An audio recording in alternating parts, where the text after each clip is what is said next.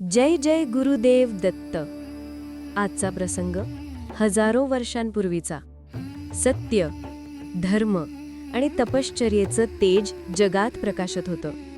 ऋषी अत्री आणि माता अनसूया हे दाम्पत्य त्या तेजाचं जिवंत स्वरूप होतं.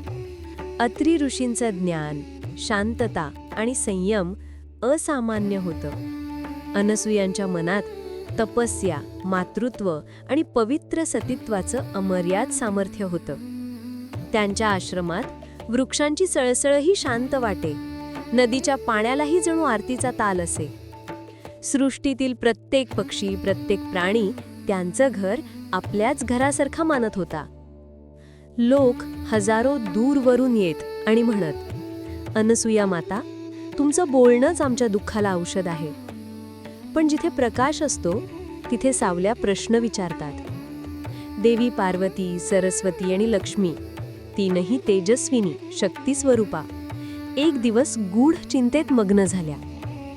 पार्वती म्हणाली, माणसं म्हणतात अनसूया इतकी पवित्र आहे की तिच्या सतीत्वामुळे देव देखील जिंकले जातात. हे खरं का? लक्ष्मी म्हणाल्या, खरं असेल तर ते जेवढं सुंदर तितकंच विचित्रही आहे. सरस्वती म्हणाल्या, सत्य जाणून घेतलं पाहिजे, पण अपमान नको, परीक्षा नको, द्वेष नको.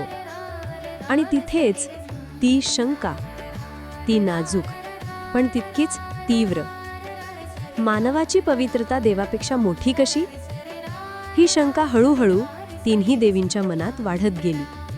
शेवटी त्यांनी त्रिदेव ब्रह्मा, विष्णू आणि महेश यांना विनंती केली, तिचं सतीत्व परखून पहा.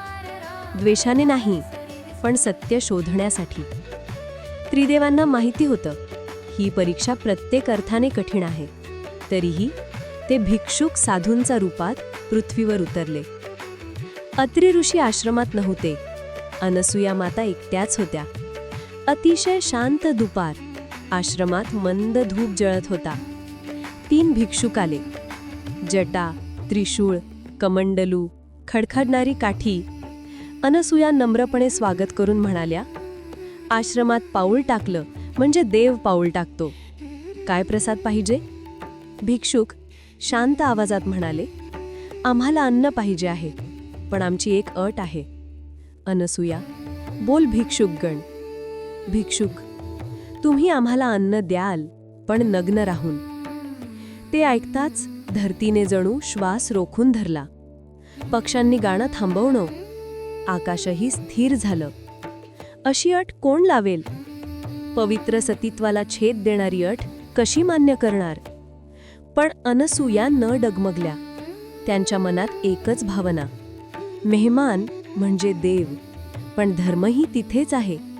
त्या डोळे मिटून शांत स्वरात प्रार्थना म्हणाल्या, प्रभू, धर्मही टिकलं पाहिजे, मातृत्वही टिकलं पाहिजे आणि पाहुण्यांचं रक्षणही झालं पाहिजे. त्या क्षणी त्यांच्या सतीत्वाच्या तेजाने तो आश्रम आलोकित झाला आणि अचानक 3ही भिक्षुक लहान नवजात बाळांमध्ये रूपांतरित झाले. त्यांची शरीरं चमकदार, तेजस्वी, डोळ्यात निरागस दैवी शक्ती, हात पसरलेले, जणू मातेच्या संगोपनाची विनंती करत. अनसूया मातृत्वाने भारावून गेल्या. त्या क्षणी त्या माता झाल्या. त्यांनी 3ही बाळांना उचललं, आंघोळ घातली, हळूवार दूध पाजलं आणि कुशीशी घेत झोपवलं. पृथ्वीवर आईच्या प्रेमाने देव जिंकले. त्रिदेव परत न आल्याने पार्वती, सरस्वती आणि लक्ष्मी विचलित झाल्या आणि अनसूया समोर प्रगट झाल्या. त्या म्हणाल्या, माता, आम्ही चुकीच्या शंकेने आलो. कृपा करून आमच्या पतींना त्यांच्या मूळ स्वरूपात परत द्या. अनसूया शांत हसत म्हणाल्या, धर्म कुणाचाही अपमान करत नाही. पवित्रता गर्व नाही, ती करुणा आहे.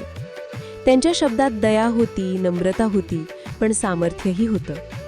अनसूयांनी 3ही बालकांच्या कपाळावर हळूवार स्पर्श केला आणि क्षणात 3ही त्रिदेव आपल्या तेजस्वी रूपात प्रगट झाले.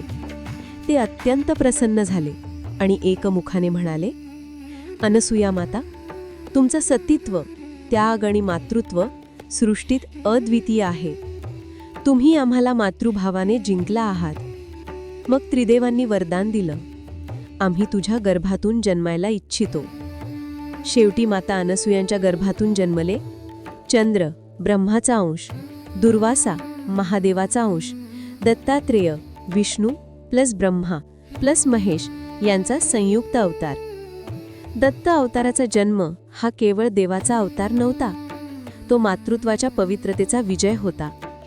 देवाचा पहिला स्पर्श मातेच्या प्रेमातून झाला. म्हणूनच दत्तात्रेयांना गुरूंचे गुरु म्हणतात, कारण त्यांचा पहिला गुरु आईचं प्रेम होतं. दिव्य प्रकाशाचा तो दिवसच साजरा केला जातो दत्त जयंती म्हणून. जय जय गुरुदेव दत्त.